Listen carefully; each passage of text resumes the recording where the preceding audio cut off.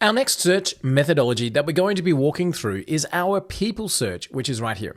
So again, we're in our lead search, new search area, and in the specific people search for our next range of people that we're looking for.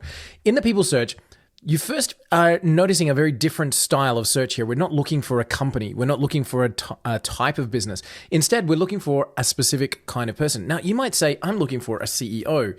And again, we are based on location. So let's say, again, we're looking in New York this time.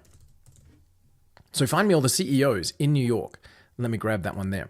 Now, what we can also see within our lead search, within our people search, is that there is a lot of advanced filters that you can now set up to have a look within this program. So you might say, instead of looking for a CEO here, I might come down here and say, okay, I'm looking for my C-suite people, so CEOs. I'm only looking for and let that pop up. I'm looking for people in specific departments or C-suite founders, or I might be looking for people with specific skills or years of experience, or I'm looking for people in a particular industry. So I'm looking for CEOs in construction as an example.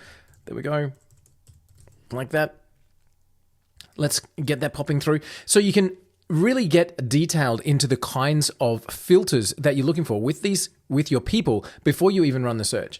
And you're able to do things like revenue and employee count within the program and allow that search to happen straight away. So once you've got your filters set, then as you click on continue, that list search will load.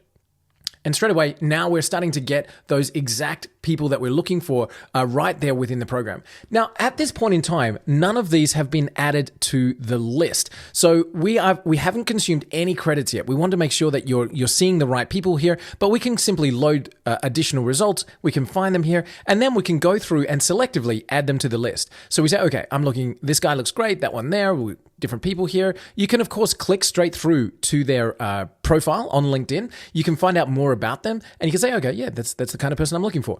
And when we add them to the list, what you'll notice is that it will consume a few more credits than our company search. In fact, each people search credit will consume 3 of our standard credits within the program. That's because a lot more data comes back in. And I want to show you what I mean by a lot more data coming back in. So we're going to add these to the list, just like that.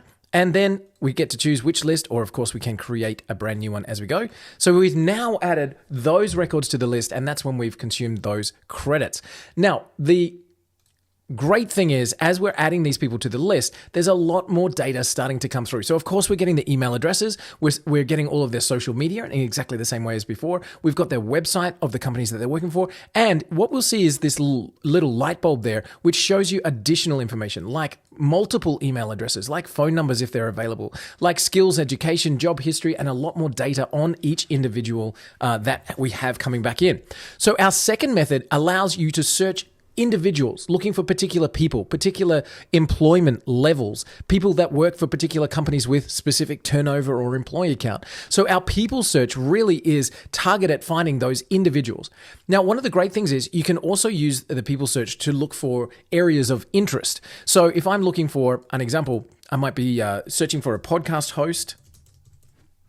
And again, I'll just grab a city there. That is something that you can do. So you can find a podcast host or an influencer of some kind using that exact model. But you can also look for things like, and let me just jump up here and show you what I mean. We can find people that are with specific interests. So I might say, I'm looking for everybody who's a karate black belt. And I'm looking for people who are karate black belts, but I also want people who are, directors or managers of particular industries. So now we can get very specific with the kinds of roles that we're looking for. And let me go Miami.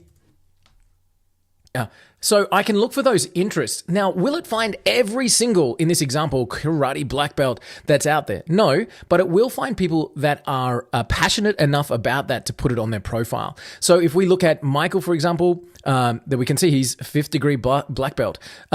So you can find single moms, or you might be looking for investment people who are property investors, or Bitcoin fanatics, or dog lovers, or anything like that. So you can use the description field to be specific about what people are following, or you can use that to look for roles or titles within the system as well. So once you've got the people that you're keen to talk to, you can then add them to the list and let the system enrich that data and allow all of that great information to come through in the background there. So our people search really fine tunes the ability to look for individuals. So our company search, we talked about companies, find me different types of businesses, whether they're a niche or a vertical. Our people search gets really specific on the individuals, allowing you to look by role or by experience or by company they work for or industry they're involved in. That is all part of our second search there, which is our people search.